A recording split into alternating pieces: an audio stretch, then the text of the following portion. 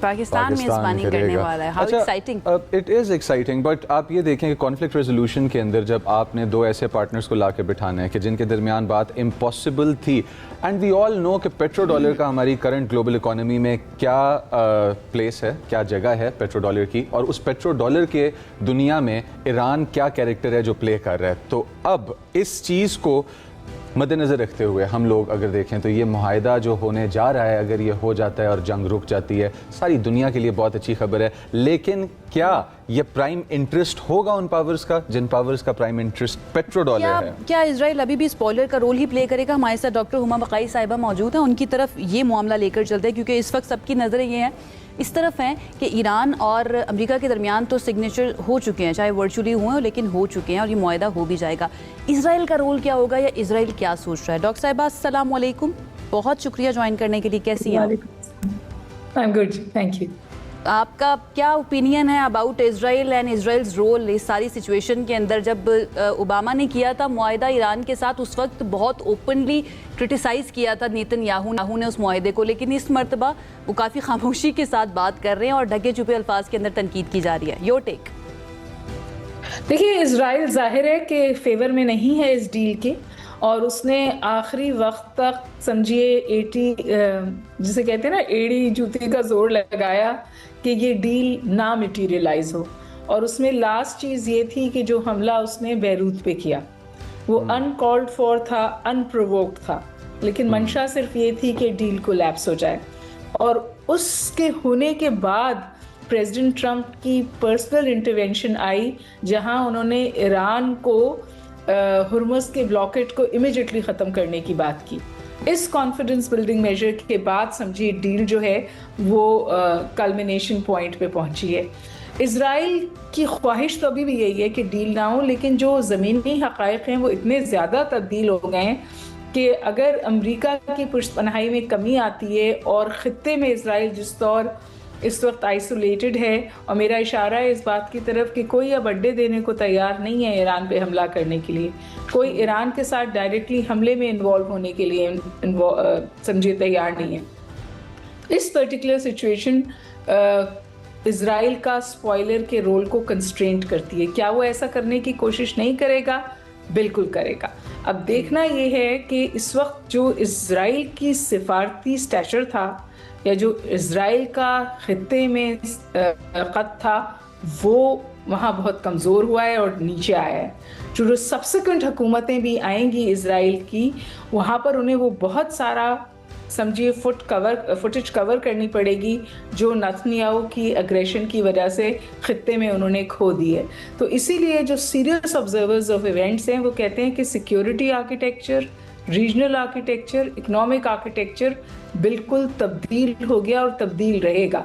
देखिए, आप माने या ना माने, Iran is back in the game, Iran is on the negotiating table, और ईरान इन सम वेज तकरीबन अपने टर्म्स पे डील में गया है। अच्छा, मैं चाहता हूँ आप थोड़ा सा एक पॉइंट के ऊपर रोशनी डालें। हमारे पास अगर हम इजराइल को अपनी डिस्कशन के सेंटर पे रखें, बज़ाज़िल स्मोट्रिच, हमारे पास इतमार बेन गवीर, फिर उसके बाद इनकी बाकी की कैबिनेट और नेसेट एज अ होल, ये नेस्ट है एक्सट्रीमिस्ट ज़ायनिस्ट आइडियोलॉजी का। और हमें इस वॉर के अंदर ज़्यादा चीज़ जो नज़र आई है वो ये नज़र आई है कि बिज़नेस इंफ्रास्ट्रक्चर को और ऑयल इंफ्रास्ट्रक्चर को निशाना बनाया गया। आपको क्या लगता है कि इसके बैक पे इनके आइडियोलॉजिकल मोटिवेशंस ज़्यादा हैं स्पॉइल करने के लिए, या बिज़नेस मोटिवेशंस इनके ज़्यादा हैं स्पॉइल करने के लिए? दोनों हैं। वो बिजनेस, ये कैपिटलिस्ट, हार्डकोर कैपिटलिस्ट वर्ल्ड है, तो वो बिजनेस मोटिवेशंस को जब ज़रूरत पड़ती है तो आइडियोलॉजिकल पर्दे में पेश करते हैं। अफगानिस्तान में भी आपने देखा था यही हुआ था, और अभी भी इन्होंने इसको बिब्लिकल वॉर्स भी कहा, इसको इन्होंने एक वॉर ऑफ डेस्टिनी भी कहा। बहुत कोशिश की कि इसको वो टर्न करने into something religious, specially for the Zionist community. लेकिन देखिए, एक कुछ बातें पसे पर्दा हुई जो हमें शायद उस तरह से नहीं पता। फॉर एग्जाम्पल, जब ऑयल की प्राइसेस बहुत ज़्यादा बढ़ रही थी तो किन दो ममालिक ने उसको ऑफसेट करने की कोशिश की? चाइना ने और अमेरिका ने खुद। चाइना ने अपनी इंपोर्ट्स ऑयल की कम कर दी ताकि मार्केट में ऑयल की अवेलेबिलिटी कम से कम इतनी रहे कि मईशत का पहिया चलता रहे। और इस वक्त भी जब हम बात कर रहे हैं, बिल्कुल सही बात है कि पाकिस्तान को तुर्रा इम्तियाज़ हासिल है इसको कलीदी हल तक पहुंचाने का, लेकिन जो चाइना का किरदार है, जो कतर का किरदार है, जो इन सम वेज मॉस्को का भी किरदार है, आप उसको सब्ट्रैक्ट नहीं कर सकते। प्रेसिडेंट ट्रंप का और इजराइल का ख्याल था कि ईरान के साथ कोई नहीं है, बट जब ये 100 दिन से ऊपर ये जंग चली तो उन्होंने ये रियलाइज़ किया कि उनके साथी अलग होते चले गए और ईरान के साथ ममालिक जुड़ते चले गए। ये जो ग्राउंड पे पैराडाइम शिफ्ट हुआ है ये मेजर है और ये आगे चलेगा, क्योंकि देखिए जो इस वक्त खलीजी ममालिक हैं और दीगर अरब स्टेट्स हैं वो अपना सिक्योरिटी इंफ्रास्ट्रक्चर रीथिंक कर रहे हैं। सऊदी अरब ने तो उसके हवाले से फैसला भी कर लिया। आपको पता है कि लेबनान के chief of the military staff भी पाकिस्तान तशरीफ लाए थे। तो आई थिंक कि जो ग्राउंड पे चेंजेस हो रही हैं वो फिनोमिनल हैं। और फिर देखिए कि JCPOA के बाद जो कुछ ट्रंप ने हासिल किया था, वो जो कुछ ओबामा ने हासिल किया था वो ट्रंप ने लूज आउट किया, और साथ साथ ईरान का कॉन्फिडेंस इस हद तक लूज आउट किया क्योंकि नेगोशिएशन दो दफा भी किए। तो अब अमेरिका को एफर्ट लेनी है कि ईरान का ट्रस्ट बिल्ड हो ताकि ये डील चले। अभी ये बहुत फ्रेजाइल है, बहुत प्रिकेरियस है, MOU है, बहुत सारी चीज़ें हैं जिन पर बातचीत होनी है। ईरान की इनरिच्ड न्यूक्लियर यूरेनियम है, transfer of assets to Iran है। प्रेसिडेंट ट्रंप किस बात का इकरार करते हैं फिर उसका इनकार भी करते हैं। तो अभी 19 तक भी आप खासी फॉग देखेंगे स्टेटमेंट्स में, और उसके बाद भी बहुत डिफिकल्ट नेगोशिएशंस होना बाकी हैं। अच्छा, मेरे ख्याल से उन्होंने बताया कि ये वो पिलर्स हैं जहां कोलैप्स कर सकती हैं ये टॉक्स।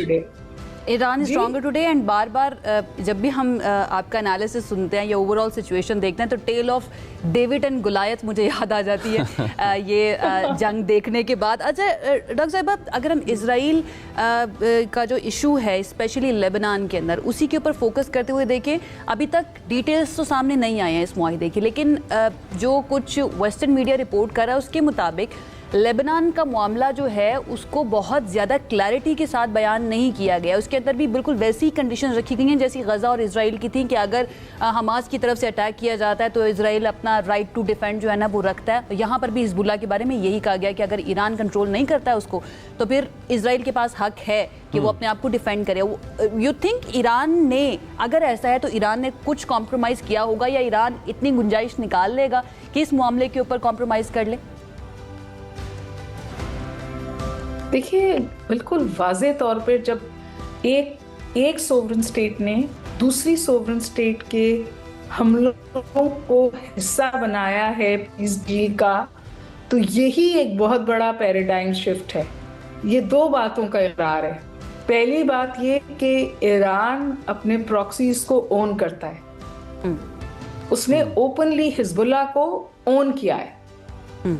और दूसरी अहम बात ये कि मल्टीलैटरलिज्म और कलेक्टिव सिक्योरिटी का कंप्लीट फेलियर है।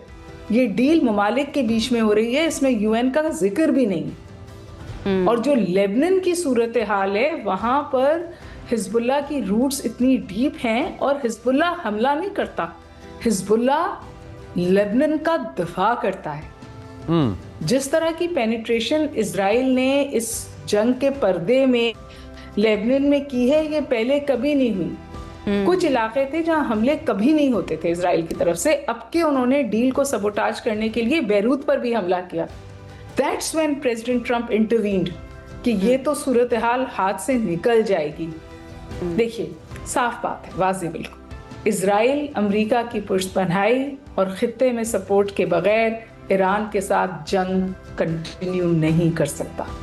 ईरान ने तल अवीव में भी अच्छा खासा नुकसान किया है। और हिजबुल्लाह की अगर हम हिस्ट्री देखें ना तो लेबनान में जब हिजबुल्लाह इजराइल को ब्लडी नोज देती थी ना तो ये ब्लू हेलमेट्स बुला लेते थे अपनी दफा के लिए, यानी यूनाइटेड नेशंस को उस वक्त इंगेज करते थे जब ये बैकफुट पे जाते थे। सो आई थिंक जो मैंने आपसे शुरू में बात की ना वही है कि जो सिक्योरिटी इंफ्रास्ट्रक्चर है उसमें बड़ी वाज़ेह तब्दीली आ रही है, बल्कि मैं ज़ाती तौर पर समझती हूँ वो तब्दीली आ गई है, वो कंसोलिडेट होगी। और वहाँ पर जो मुझे एक बात बिल्कुल नजर आती है और मैं वसूख से कह सकती हूँ वो ये है कि आप पाकिस्तान का भी एक कलीदी किरदार देखेंगे। पाकिस्तान सिर्फ एक शॉर्ट टर्म के लिए मुझे इस डिप्लोमेटिक विन का हिस्सा नज़र नहीं आता। मुझे पाकिस्तान अब लॉन्ग टर्म इंगेजमेंट उसकी मैं देखती हूँ सिक्योरिटी फ्रेमवर्क्स में, रीजनल फ्रेमवर्क्स में। So Pakistan as a mature country is back in the game. And like I said earlier कि ईरान जो है, ईरान के बारे में बात होती थी और ईरान को बताया जाता था आप ये करें।